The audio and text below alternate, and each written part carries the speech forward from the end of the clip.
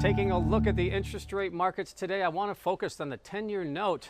10-year note coming under some selling pressure throughout the day. We saw it right around the 123.24 level, settling right around that 123.24 level. High of 124.06 though, and a low of 123.22. So we settled just off the lows of the day.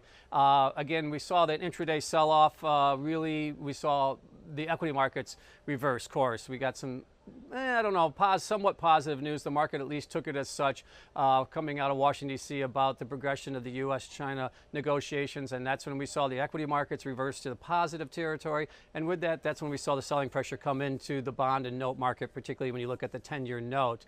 Again, moving through this week, I think that U.S.-China negotiation story is going to be the focus. It has been to this point. It's certainly created volatility in the 10-year note and the other markets as well, and I would expect that to continue this week. We also have PPI and CPI over the next couple of days, so a couple of economic numbers that could influence the pricing of the 10-year note, but certainly all eyes will be on DC as we move towards that deadline of the end of the week, and if we're going to see these trade tariffs ramped up, and technically then I guess you would say we're going to be entering a trade war scenario.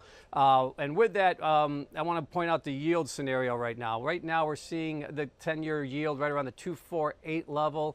That's up from the lows this morning of 2.425. So we saw a nice bounce in yields today when we saw selling pressure on the 10-year note. But again, you look at the trend has been down for the 10-year with a high yield of 2.61.